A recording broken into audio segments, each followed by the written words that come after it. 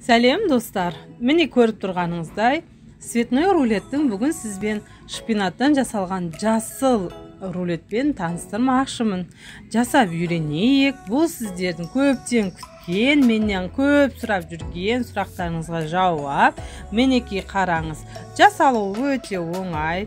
Дастарханның сәнін ашатын әдемі рулеттерді менімен жасап үйреніңіз. Ол үшін бізге қызыл балық, фитакса сыр алдым мен, шпинат мясорубкадан өткізілген 2 жұмыртқа, майонез, 2 қасық ұн керек болады. Жұмыртқамызды жарып аламыз, жақсылап араластырамыз.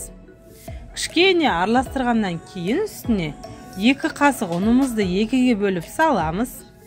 Тағы да араластырамыз. Біздің жасап жатқанымыз қою болмау керек, сұйықтау болу керек.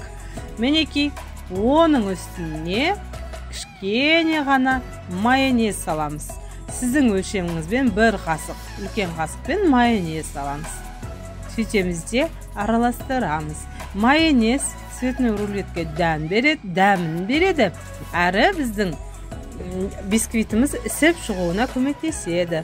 Мінекей мясорубкадан өткізіп алған шпинатымызды салдық, араластырып алдық, дайын болды.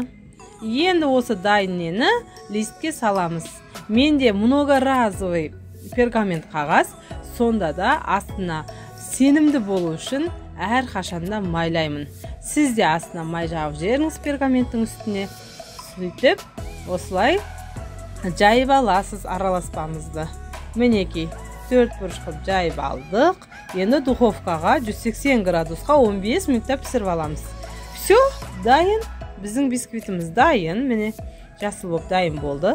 Суытамыз, әбден суығаннан кейін ажыратып аламыз. Әнекей, ажыраған бисквитіміздің арасына сіз творожный сыр салсаңыз болады. Маскарпоне деген сияқты неше түрліні.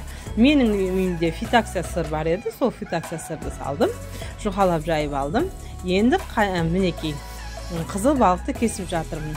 Сіз қызыл балықтың орнына селедка салсаңыз болады, өзіңізге қолжетімді не болса салсаңыз болады. Бәрі бірде әдемі шығады. Қараңыз, ортасына салып алдым. Енді думалақтап рулет жасаймын. Орап қоямын. Әнекей, оралған рулетімізді ас үй пищевой пленкасы бар ғой, сол пленкаға саламыз, холодильникке қойып қоямыз.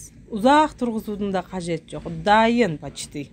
Бірақ есте сақтайтын бір жайт, сіз кесуден бұрын 20 минут морозилникке салып қойсаңыз, әдемі кесіледі. Прямо әдемі кесіледі. Теп-тегіс болып 20 минут морозилникке сақтаған түрде кесеміз. Мен пищевой пленкамен орап қойдым мен достар. Мен сақтаған жоқпын, себебі видеомды тезірек түсіріп бітіруім керек болды. Орадым да кесе салдым. Соның өзінде әдемі жасыл дастарханның көркін ашатын рулеттерім күшті шықты достар.